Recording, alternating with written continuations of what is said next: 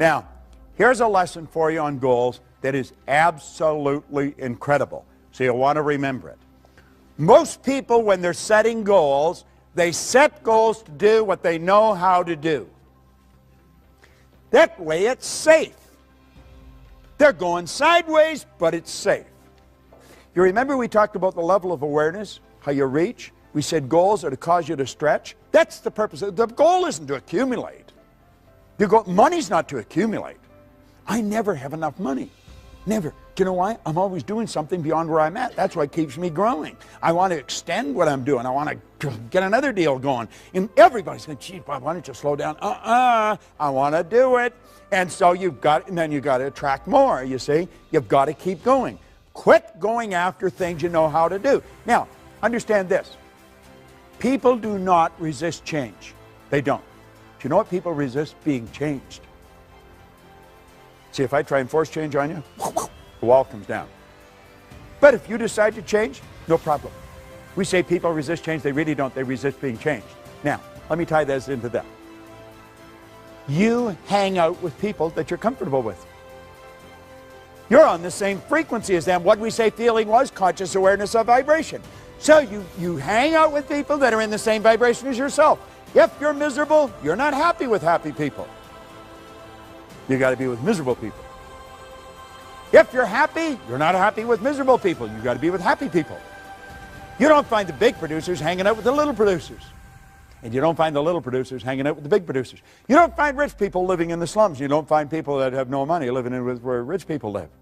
You are attracted to people who are in harmony with you. That's the law of attraction. That's the way it works. Like energy attracts like energy. Now, the people you're mixing with, if you're setting goals to do how you know how to do, that's where they're at. Now, when you go to move ahead and you say, I'm going to go after something bigger and better. And as you go after it, they don't want you to. If you gave them a polygraph and really sucked the truth out of them, they want you to win, but they don't want you to leave. Do you know why? They would have to adapt to your absence. They don't want to do that. They don't want you to leave. Do they want you to win? Yeah, but they don't want you to leave, and you can't win if you don't leave. You're thinking, geez, this is true. You can relate to this. Now, we sit down. We're going to stretch. We're going to go after what I think I can do. And we get our slide rule out. And we get the whole deal. And we get the plan. You got to have a plan. Wharton teaches you got to have a plan. Harvard, you got to have a plan. So we get this plan. Then we go down to the office place. And we get a folder. And we print it out on our color computers. And we got our pie charts and our graphs. And yet it's all in color. We got a plan. Man, are we proud of our plan. But you know something? We don't go anywhere. You know why? No inspiration. Here we're going after something we think we can do. God, we're stretching, but there's no inspiration. And there's no support. The person that you're leaving isn't going to support you, and you're not inspired because you're just doing what you think you can do. You got the plan, though. But the plan ain't going to do you any good. It just won't work. Now, if you go after what you want, you're going to fantasize. And you've been taught that's a no-no. When you were a little tiny girl or boy, you could fantasize. The mom would just leave you there and let you play with the pots and pans, and you did all kinds of great things with them, and you were fantasizing. But when you went to school, the teacher come down, pay attention. You were being bad. You weren't paying attention. Your mind was wandering. You left the room. You left your body there. Man, you're on a trip. And they punished you. Now, you don't have to punish a person for so long, they'll stop doing whatever it is that they're doing to get punished for.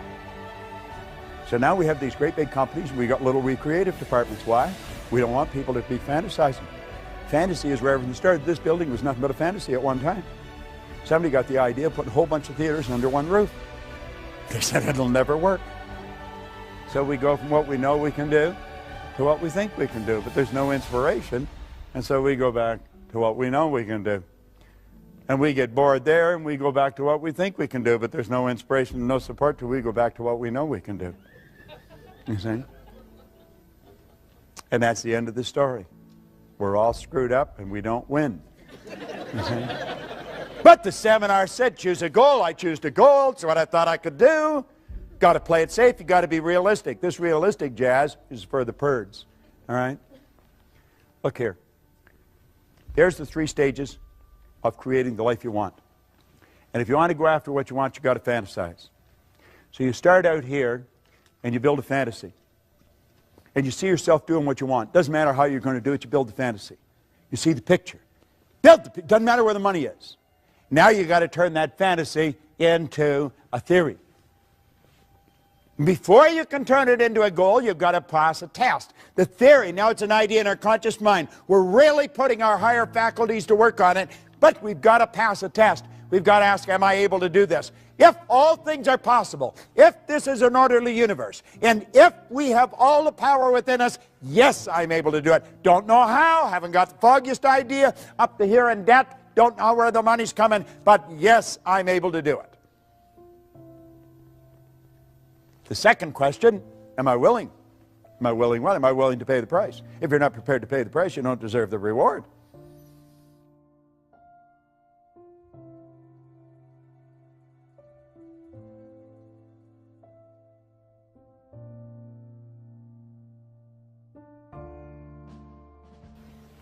If you're going to rearrange the furniture in your room, you get the picture of where you want things, and then you move the furniture there.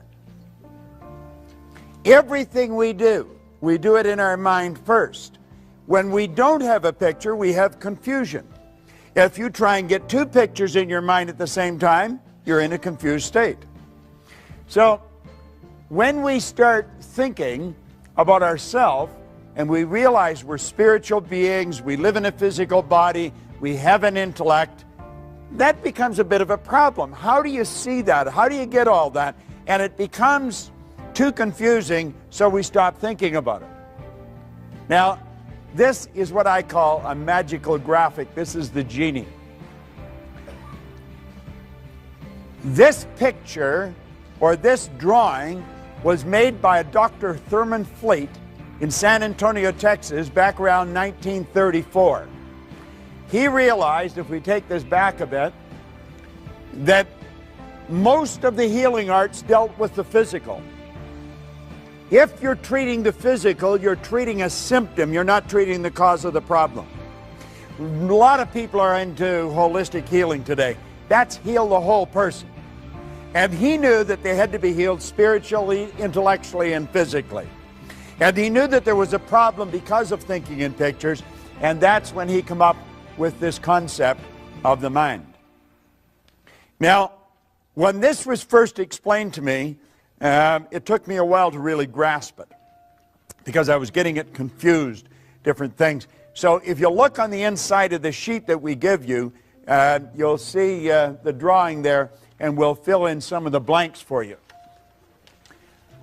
I let this drawing represent me. If I think of me, I think of this drawing. If I think of the drawing, I think of me. I see my head as my mind and everything else, the neck down from the body. Now, I'm well aware that that's not the way the mind is. Mind is movement, body's the manifestation of that movement. But since we think in pictures, this is an excellent one. I see the top half of my head as my conscious mind. The bottom half is the subconscious, and of course, the body's the body. Now, it's the mind that controls the body. The body is like a dumb terminal. It will do whatever the mind tells it to do. It can only do what the mind tells it to do. When there's something wrong in the body, you can rest assured there's something wrong in the mind.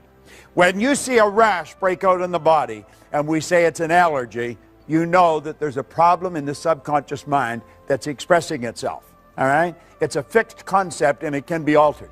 I always say dermatology is the best form of medicine to go into, because your patient rarely dies and they never get better. All right? So you just keep saying, try this and come on back for more. Now, the conscious mind is your thinking mind. This is the part of you that you have the ability to think with. Your subconscious is your emotional mind.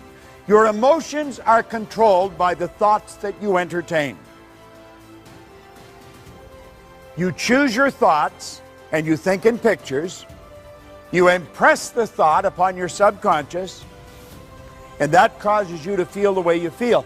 Now, actually, the feeling is conscious awareness of vibration that the body's in. Because whatever is impressed upon the subconscious controls the vibratory rate of the body. The body moves into action, and your actions produce your results.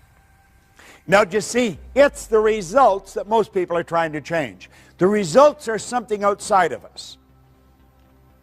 Now, what we're talking about is the mind, all right? Now, James Allen said, until thought is linked with purpose, there's no intelligent accomplishment. Just the information isn't going to do it. You've got to have a purpose. You've got to have a purpose that is so big, so all-encompassing. That's why you get up in the morning. That's why you go to work. Now, your vision is how you're going to execute your purpose, and your goal is how you're going to execute your vision.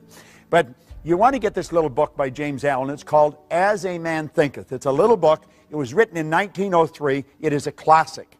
We have a coaching program, and I coach people a year at a time in this coaching program, and one of the first things I do, I send them this book. I send them that one, and I send another one to them. One is to get them out of the box, to get them to think very big, and the other one is to cause them to monitor their thinking. And as you get into thinking, as a man thinketh, you'll start to monitor your thinking. We've got to become aware of what the heck is going on here. Earl Nightingale used to say if most people said what they were thinking, they'd be speechless. And I'm inclined to agree with him. You see, we don't want to mistake mental activity for thinking. But at any rate, let's start again. And we'll say, there is the mind, and we'll break it into two parts. Now, this is where it starts getting interesting. I was looking for this book, and I had left it on a chair over here. If you're sitting on that, you've got some great energy flowing through you, I'm going to tell you. Now, I have been carrying this copy with me since 1963. You can see I've had it for a while. Now, in here, he said that an educated person is not necessarily a person with an abundance of general or specialized knowledge. An educated person is a person who has so developed the faculties of their mind that they can acquire anything they want or its equivalent without violating the rights of others. How many of you know what the faculties of your mind are? Let me see a show of hands. 1, 2. Isn't this amazing? Hardly anybody knows what they are. How many people have a perfect memory? Just me? How many people would like to have a perfect memory? Now, you see, I want you to just look around. The audience is from different walks of life, different ages, different gender, and yet nobody had their hand up for perfect memory. Do you know that every one of us has a perfect memory? Do you know I could teach you how to memorize this book? There is no such thing as a bad memory. There's only weak memories. Memory is an intellectual factor. And you develop your memory the same as you develop your body, through exercise. If I put this arm in a sling and left it there, I think you know in a relatively short period of time, it would be rendered useless. If at the same time I was lifting weights with this arm, I'd have big, powerful muscles here. Now, it's fairly obvious I haven't done either of these things, but if I had, you know exactly what would happen. It's the same with our mind. What happens? People going around, I got such a rotten memory. You don't have a rotten memory at all. You have a perfect memory. Where did you get the idea you had a bad memory? Well, when you were a little kid, you heard your parents say, I got a bad memory. What do? I got a bad memory. You just mimic them. There's no such thing as a bad memory. You have many marvelous mental faculties. And he said, an educated person is not necessarily a person with an abundance of general or specialized knowledge. An educated person is a person who has so developed the faculties of their mind that they can acquire anything they want or its equivalent without violating the rights of others. Now we think, oh, we can't have anything we want. Oh, yes, you can. Every religion teaches you that. All science teaches you that. Where'd you get the idea that you can't? Well, you probably got it from your next-door neighbor, who probably doesn't know much more than his next-door neighbor. So we put these two back together, the conscious and the subconscious mind.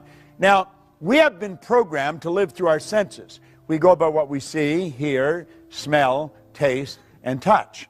And that's pretty well the way we were programmed. You see, they are like little antennae that are hooked up to our conscious mind. They're just like antennae, picks up information from our outside world. So this is the way most of us live. We look at our bank account, that tells us where we're at financially. We look at our report card, that tells us where we are intellectually. A report card just tells you where the child's mind was for a few minutes on a given day a few weeks ago. Has nothing to do with the person's level of ability to move ahead. Nothing. We take IQ tests. IQ will change something like the weather. That's true. You can change in a person's IQ.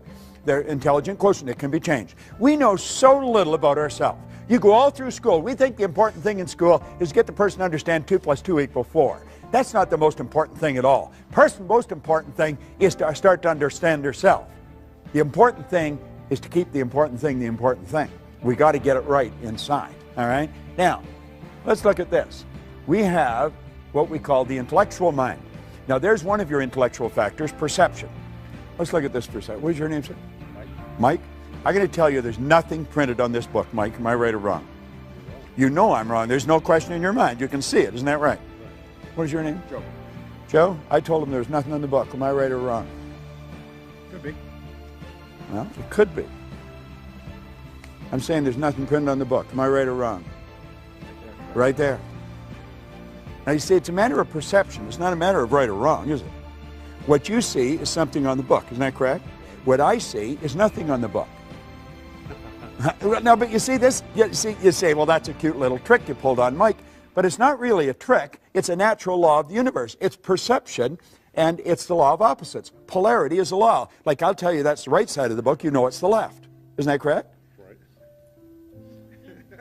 There's an inside and an outside. You couldn't have one without the other. If I sliced the right side off this book, and I kept doing that until I took the last slice off, I've also gotten rid of the left, haven't I?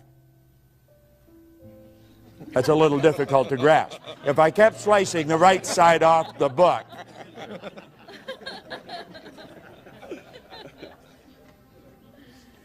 You see, most of us have a perception problem. When we say I'm right and you're wrong, you're right from your point of view, they could be right from their point of view. So it's not a matter of what's right or wrong, it's what works. That's the most important. Would you agree with that? What works? What's going to improve? Do you agree, Mike? It really is. That's the important thing.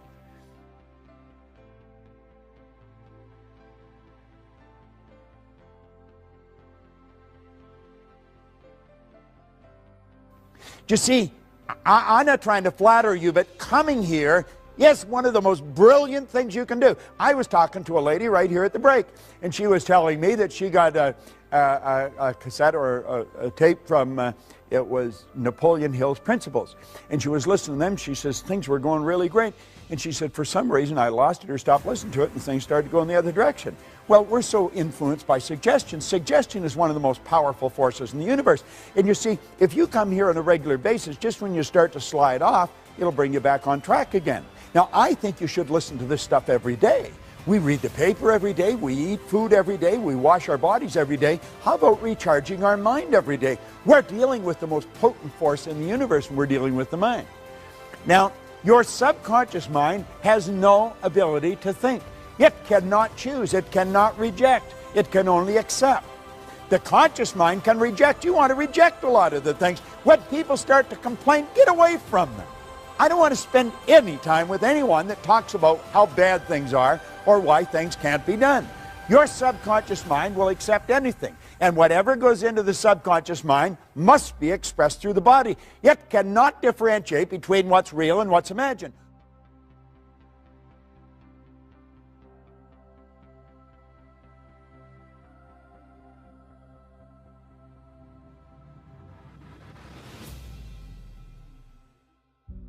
We have a tendency to go by what we see, hear, smell, taste, touch. We do not think. You know that's not your chin. You say, well, you put your hand there.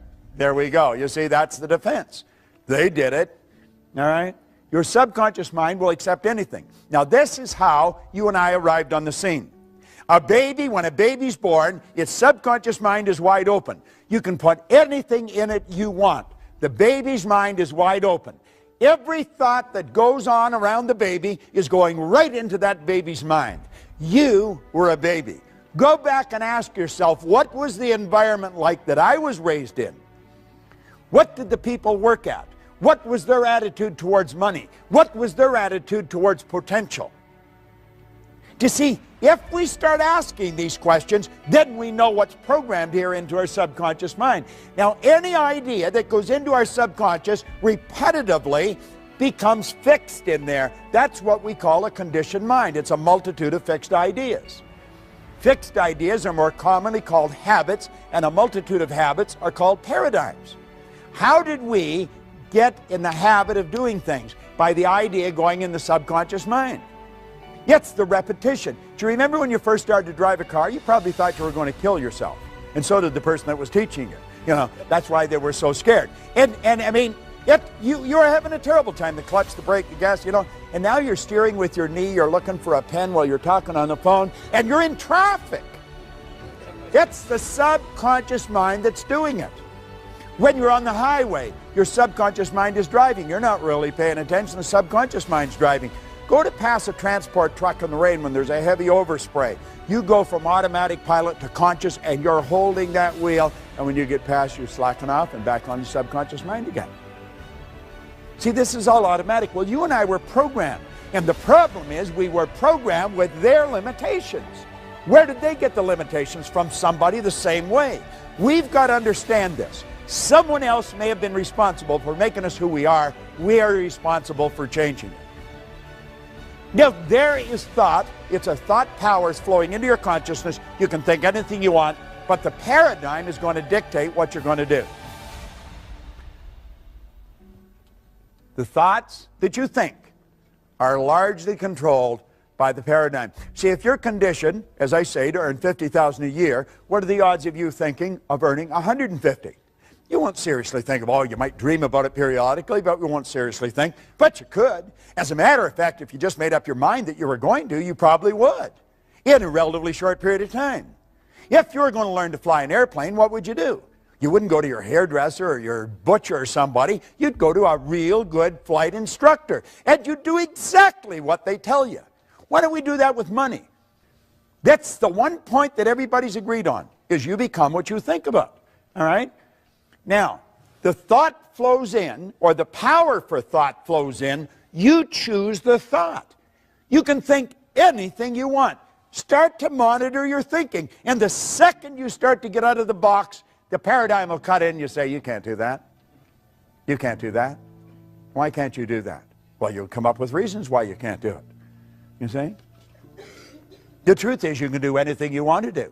Now, paradigms influence your thinking. I'll tell you something else. Paradigms influence what you do.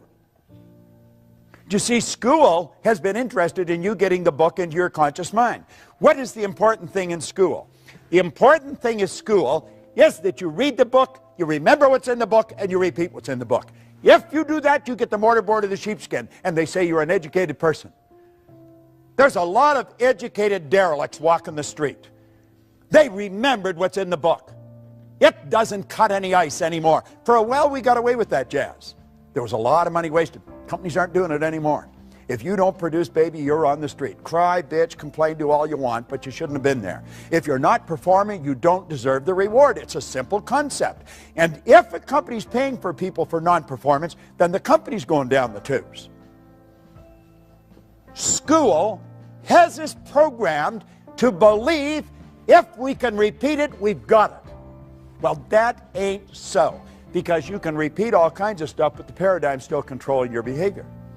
You see? School gave us the knowledge. However, school never taught us how to alter the paradigms. If you don't learn how to alter the paradigms, it's never going to happen. Got to alter the paradigm. See, you want to improve your results, or you wouldn't come here. I don't think you're coming here because you had nothing to do. I think you're all very busy. The people that have nothing to do, they wouldn't come here. It's a bit of a paradox. They're the ones that need it more than you do. All right? Now, what does the program tell us to do? This is the way we are programmed.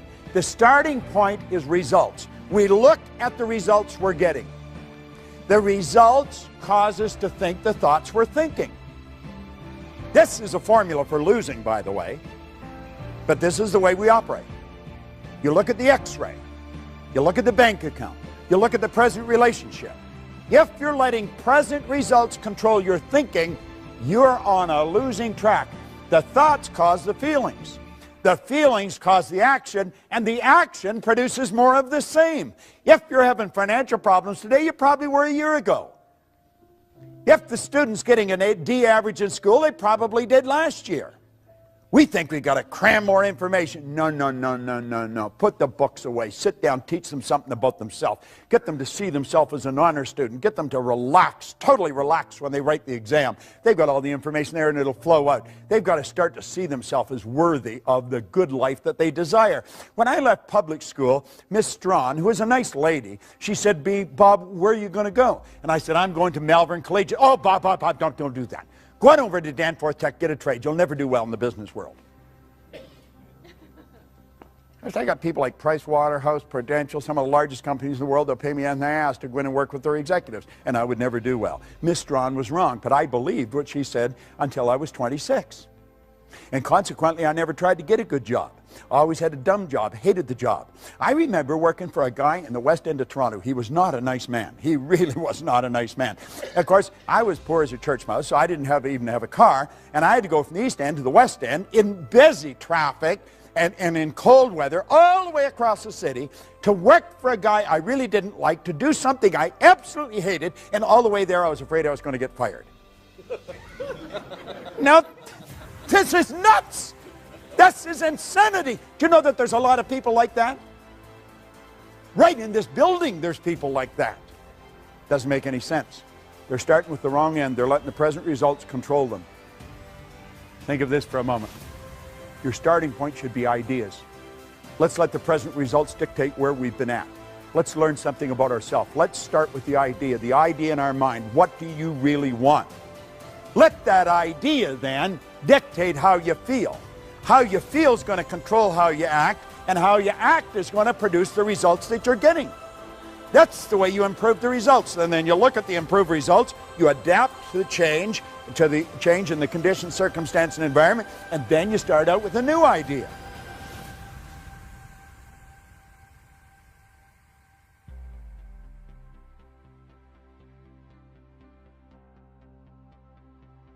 We don't know how long it takes to reach a goal, although we guess fairly accurately. And that is governed by a law of gender. The law of gender decrees that all seeds have a gestation or an incubation period. When you plant a seed, you don't get the flower or the fruit right away. When the seed for the baby's planted, it takes approximately 280 days. Well, remember where the non-physical and the physical is all hooked together? Well, the idea is a spiritual seed. It's made from exactly the same stuff the physical seed's made from, and it's subject to exactly the same law. We just have not developed the awareness of what the gestation period is, so we guess. And oddly enough, we guess fairly accurately. Everything else on the goal card should be written in the present tense. I am so happy and grateful. You've already got it in your conscious mind, and as you get emotionally involved, you've already got it in your emotional mind, and it's only a period of time till it moves into form. You got to make the decision. So you start out, your goal. That's the idea. You see the goal. This is where I am. And then that will dictate the kind of feelings you have. You see? That'll dictate your actions. And that'll produce the win. Then you build another big, new, exciting goal. Now this is all, it's so basic and it's so simple and yet so misunderstood. But you can understand it. You see, you want to make the connection between your mind and your prospect's mind or the other person's mind, because that's where you make the connection. You make it on a mental plane.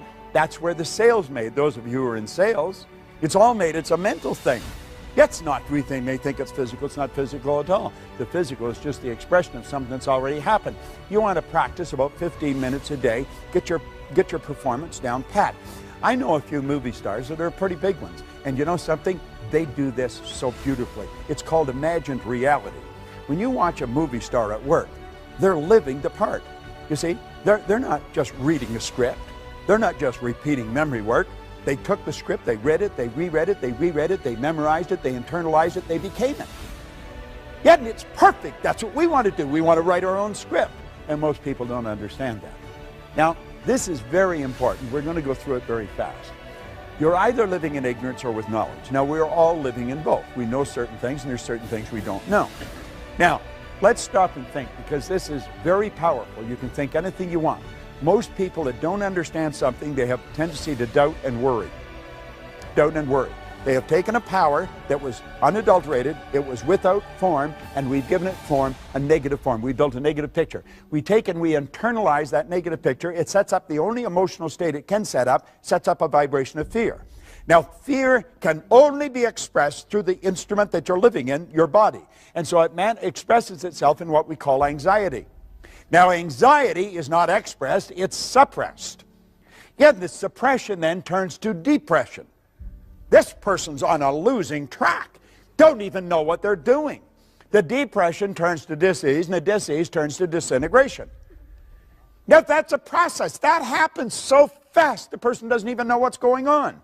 And you know what's causing it? Ignorance is their problem. What are they taking for the anxiety? Valium or something like that. We got them on Prozac or Valium or some other drug so that we got them so stupefied that they don't even know they're doing it to themselves. Should we educate them? I think so. What is education? To induce, to develop, or to draw from an end. Let's bring out something in the person. Let's go back to our thinking. We want to develop understanding. There is only one way to develop understanding, and you're doing it. You're studying. There is no other way of developing understanding. That's what these programs are all about. Solomon said, in all you're getting, get understanding. Understanding is what leads to faith. It's the opposite to that demon fear. James Allen said fear can kill you as quick as a speeding bullet, and it can.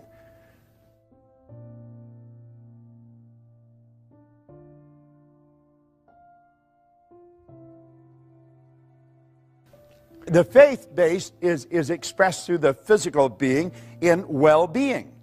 Now, the well-being is expressed. You don't hear somebody that's really in a great vibration. You say, hi, how are you? And they, I'm really excited. You know, they don't do that. You see it in the way they walk. You see it in the way they talk. You see it in the way they meet and greet people. They're alive and they know it. That turns to acceleration. They're picking up speed. This is the way the universe operates. You know why? Because they're at ease. They're not uptight. The person that's anxious and depressed, their body is, it's no wonder their heart snaps. Take your fist and clench it tight and see how long you can keep it that way. That's the way some people's bodies are. Well, you want to put your body in a totally relaxed state. And then this power flows freely through you. No kinks in the hose. And I'm going to tell you, you'll have lots of juice flowing and you're going to feel like $1,000,000. And you become very creative. And that's called creation. You see?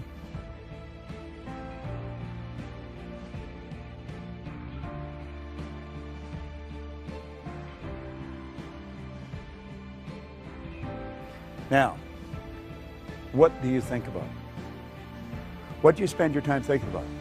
Most people spend their time thinking about just whatever's going on around them on a given period of time.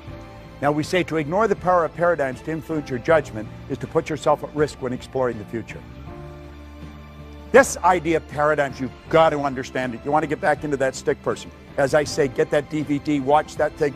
If you made up your mind, you're going to put that DVD on, you're going to watch it every day for maybe 2 months. Every day. You wake up in the morning, it would be the best investment of time because it's the repetition of hearing this over and over and over again that's going to cause you to step out and change it.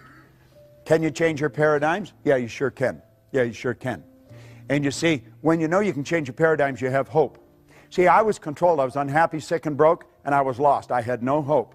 Why? Well, I just couldn't see how it could happen. And you know what Ray gave me? He gave me hope.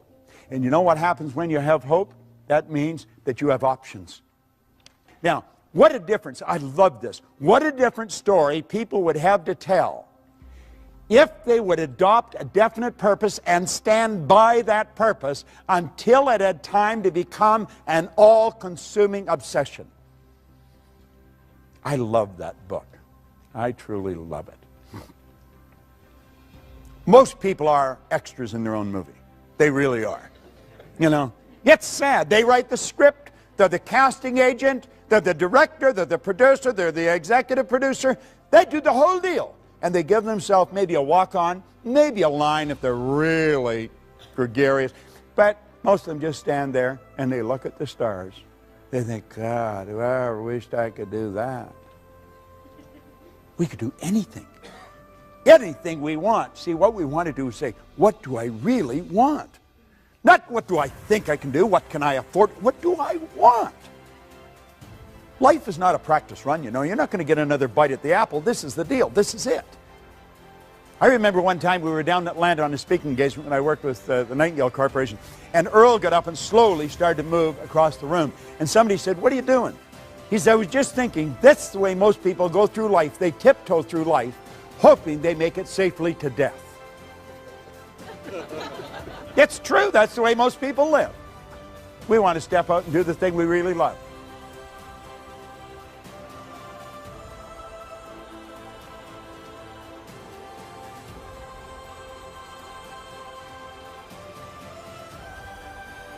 I remember my wife started her own business, and she was over her head. And I would go into the bedroom, and sometimes she'd actually get into bed and get under the covers and pull them over her head. She literally did that. And I'd go in and I'd say, what the hell are you doing? I'm scared. No. Well, what are you scared of? I don't know. Well, I said, why don't you quit? Well, then she'd get angry, and she'd end up, and away she'd go. You see? And now she's got to the point where a little bit of fear doesn't bother her anymore. Now, did I do the same thing? Well, I didn't get in bed and hide under the covers. But, God, I used to pull the drapes. Ooh, it was terrible. Am I willing? You've got to be willing to pay the price. If you're not willing to pay the price, you don't deserve the reward. You've got to be willing to come to these meetings. You've got to be willing to invest in the programs. You've got to be willing to do that. And if you're not, you don't deserve the reward. Now, the second you answer yes to those questions, now you've got a goal, and you want to impress it upon the universal subconscious mind. And when you do, the entire universe comes to your aid. That may sound like a bizarre statement, but I'm going to tell you, if I had a year to explain it, I could break it all down. That's exactly what happens. If you have to attract somebody from China, you'll attract them. We're not in this room by accident. You know, we're all supposed to be here right now. You're always in the right place for the right reason at the right time. And that idea will begin to move into form, and it'll turn into what we call a fact. And when you've done that, then you're in the position to build bigger and better fantasies, and that's called a creative process. You don't have to know how you're going to do it. You only have to know you're going to do it. So here's the deal. You start out, you fantasize. You see it. You believe it. And you do it. How do you think that guy got up that wall? You think when he was standing at the bottom, he knew every step he was going to take to get to the top? Not on your Nelly, did he? He knew that he was going to get to the top of the wall. And he said, I'll put this pick in here, and I'll put this one in here. I'll bring this foot up here and this one up here. That's the first step. He adapted to the change in his condition, circumstance, environment, and then he picked the next step. And that's how he got right to the top of the wall. And that's how Hillary got to the top of the mountain. And that's how Edison built the light bulb. And that's how the Wright brothers got the plane off the ground. And that's how we built the internet. And you want to know something? That's how you're going to create the life you want, a step at a time. Yet you're always going where you don't know, and it's scary. But I believe if you're not living on the edge, you're taking up too much room. You know? You got to know where you're going, and you got to know you're going to get there. Isn't that how we did it? Do you know what Dr. Werner von Braun said when John Kennedy asked him what it would take to build a rocket to the moon? He said, the will to do it. That was it. Nightingale said that success is the progressive realization of a worthy ideal. You got to have an idea that you really want. It's got to be big and so all-consuming that you don't have time to listen to the ne'er-do-wells. You don't have time to listen to the people that don't have time to live. You see? What do you really want? Now get this. Praxis is the integration of belief with behavior. You say you believe things, and yet your behavior would indicate you've never heard of it. We've got to integrate our belief with our behavior. It's very important. You have your conscious mind, and you build a belief.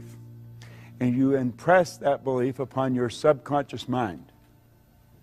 Now understand this. There's going to be a bit of a war. How many believe what I've explained here today? See, you believe it because you know it's the truth, and you hear the truth, you know it. You see? There's a problem when we go to execute that, and it's the old controlling belief that's in there.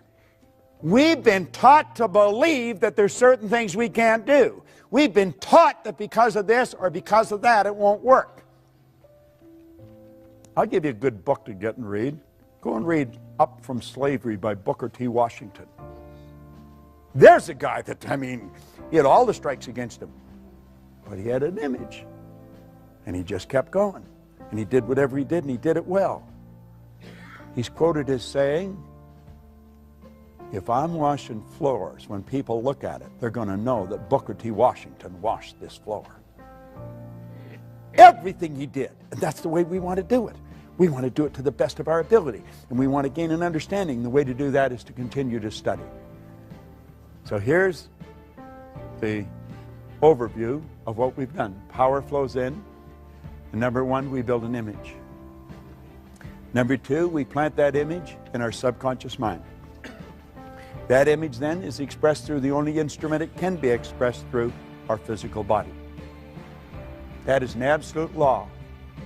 It is an absolute law. The image you impress upon your subconscious controls your vibration, and your vibration controls what you attract into your life. And you're attracting stuff into your life. Everything that's coming into your life, you're attracting. So don't be afraid to step out. Maslow said you're either going to step forward into growth or you're going to step back into safety. See?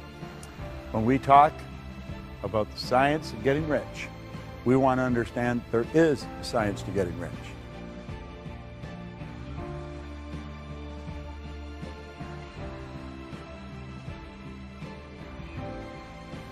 I want to tell you a story. I was flying to Malaysia, and I was playing with the calculator. I always play on a plane with words or numbers. Now, if you go to Kuala Lumpur from Toronto, it's 25 hours in the air. That's a long ride. If you go any further, you're coming back. So, you know, you've got quite a trip that you're taking. Well, at any rate, I'm on the plane, and I'm fooling around, and I write $1 million down, just 1 and 6 zeros. I thought, $1 million. And I had earned $1 million. I had earned $1 million a year a long time ago. And I know a lot of people that have earned $1 million bucks, and most of them are not overly bright, you know. And there's some of them who are absolutely brilliant, but they're not all that bright. And where I may be fairly bright today, but relative to where I was, man, I'm telling you, I was one of the stupidest guys in town, but I was earning all this money. So it has nothing to do with being bright or anything like that. It's a decision. And so I'm on the plane, and I'm thinking, what do these people do? And I started to think about the people that earn $1 million. What do they do that is so different? Well, first of all, they just decide they're going to do it. And then they step out and do it. And they come from all different walks of life. But all the ones that I knew that did it are all locked into this. Michael and I were talking, we were talking about people being seminar junkies. And I said, you know, I've been a seminar junkie for 40-some years. And I wouldn't want to be any other way. I feel sorry for the people that are not. Because you see, that is a very crude way of saying that a person's really into the development of themselves. Well, I took a look at the people that earn the money, and I thought every one of them, without exception, are really locked into studying. They never stop studying. They have just magnificent libraries of CDs and now DVDs and cassettes. I've got it right back to the records and the old record players. I've got them all. I've kept them all. The record player they used to drive around with in Vic Conant's office in Chicago, I took it down and gave it to him one day. But, you know, I thought, we should teach people to earn $1 million. And so when I got off the plane, now this is way back 1990, I got off the plane and I got on the phone. And I phoned Mark Victor Hansen, and then I phoned Val Vanderwall, who's gone now. And I mean, it was the middle of the night here, but I wasn't thinking of that. It was, the clock had turned around.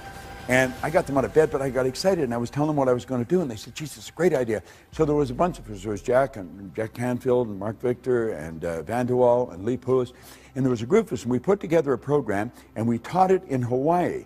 And we were teaching people to earn more money. Now, we knew how to earn it, and we were teaching the other people how to earn it. And one of the things we were teaching them is you got to lock in to study. You got to study every day. We eat every day, we wash ourselves every day, we get dressed every day. There's certain things we do every day that's religious. You've got to study every day. You've got to allocate a part of your income and a part of your time to your own development. And that was part of the lesson. And they all knew that we did. I mean, take that Think and Grow Rich book. I mean, I read that every day. So at any rate, we started, and Jack and Mark come up with an idea, and they said, Proctor, we're going to do a book. And we had brainstorming sessions going, and they said, you got lots of stories, give us some stories. And he said, we're going to write a book. And there was a gal there, Cindy Spitzer. I remember, I don't know if she ever got credit for this, but she was from over on the East Coast, around Philadelphia somewhere, and she said, you should call that Chicken Soup for the Soul. And so they're going to write 101 stories, and they were going to package it and sell it. And I said, that's a pretty cool idea. And Mark says, we're going to sell 50 million of them before the turn of the century. And I'm thinking, well, you know, I'm a pretty good thinker, but that seems like a little far out to me. I mean, if you sell $1 million, you're doing pretty good, but 50 million, and you're going to do it before the turn of the century? Well, they didn't sell 50 million, they sold 74 million. And it was considered the publishing phenomena of the decade. Now get this, they didn't write anything. They never wrote any books, none.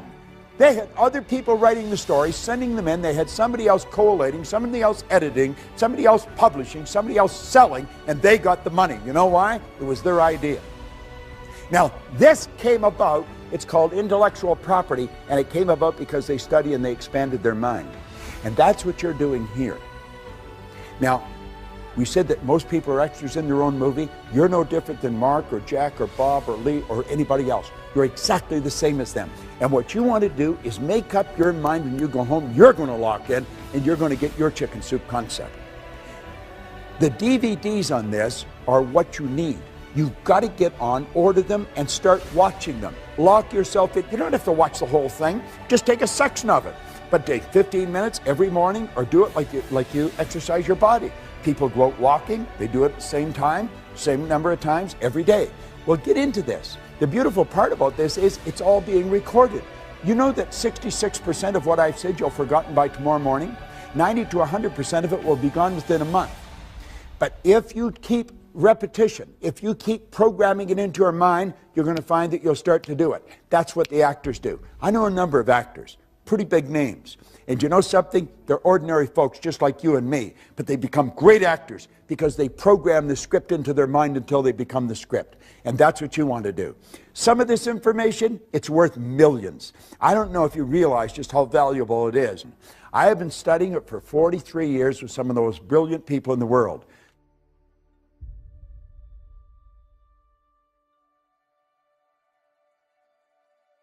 The people that I was working with that were in the millions, they're just ordinary people like you and me. But the difference is they get the idea and they apply it. They apply it. They apply it. And it's in application. It's not just studying, it's in application.